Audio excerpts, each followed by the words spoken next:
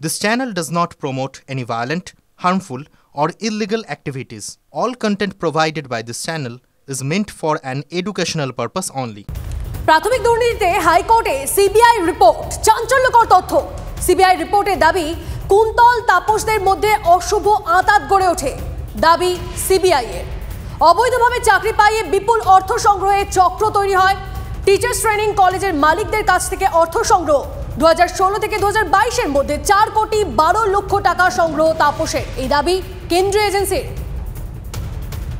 কুন্তল ঘোষকে 5 কোটি 23 লক্ষ টাকা দিয়েছিলেন তাপস। কুন্তল ও 71 জনের থেকে 3 কোটি 23 লক্ষ টাকা তোলেন। অভিযুক্তরা মিলে একটি ভুয়ো ওয়েবসাইট তৈরি করেন, আর ওয়েবসাইটে অকৃতকার্যদের কৃতকার্য বলে দেখানো হতো। আদালতে চাঞ্চল্যকর রিপোর্ট কেন্দ্রীয় এজেন্সির।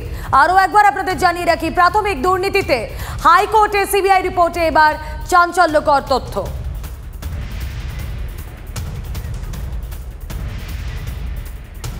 আর দেখো তন্নিষ্ঠা, এই যে নিয়োগ দুর্নীতি নিয়ে আমরা এত কথা বলছি, বাংলায় এসে এই প্রাথমিকে নিয়োগ দুর্নীতিকে হাতিয়ার করছে বিজেপি নেতৃত্ব।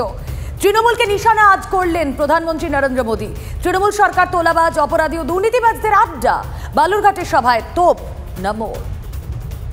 बंगाल की टीएमसी सरकार तोलाबाजों, अपराधियों और भ्रष्टाचारियों का अड्डा बन गई है। टीएमसी बंगाल में भ्रष्टाचार का भी खुला खेल खेल रही है। सरकारी ठेके टीएमसी के गुंडों का बिजनेस बन गए हैं। यहां तक कि प्राइमरी शिक्षकों की भर्ती तक में घोटाले हो रहे हैं।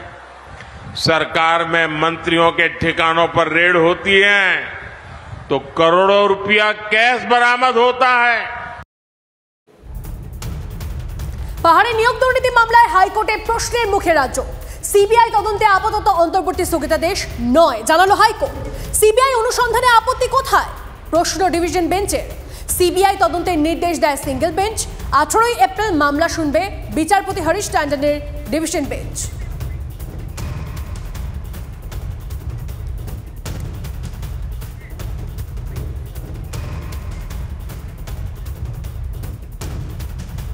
এ নিয়ে সুকান্ত মজুমদার, বিকাশ রঞ্জন ভট্টাচার্যের সঙ্গে আমরা কথা বলেছিলাম। কি বলেছেন তারা, শুনুন। মুখ্যমন্ত্রীর যে ঐকান্তিক প্রচেষ্টা, এই প্রচেষ্টা তিনি বরাবর চালিয়ে গেছেন এবং বারবার ব্যর্থ হয়েছে, এবং সেই জন্য আজকে আরেকবার আদালতে গিয়ে থাপ্পড় খেয়ে এলেন। আদালত বললো যে না, এই চোরদেরকে বাঁচানো যাবে না। আমরা এটাই বুঝতে পারছি না, জনগণের ট্যাক্সের টাকা খরচ করে চোরদেরকে বাঁচানোর এত আকাঙ্ক্ষা বা এত ইচ্ছে মুখ্যমন্ত্রীর কেন?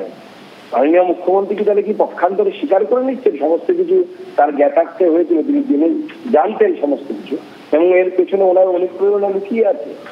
আজকে আদালত আরো একবার ঝামা ঘষেছিল মুখের উপরে। দেখুন, এত বড় দুর্নীতি নিয়ে আদালত সবে শুনানি শুরু করেছে, সিঙ্গেল বেঞ্চ। সেখান থেকে হঠাৎ ডিভিশন বেঞ্চে যাওয়াটা হচ্ছে তৃণমূল সরকারের বিলাসিতা। জনগণের পয়সায় মামলা করা, অপ্রয়োজনীয় মামলা করা।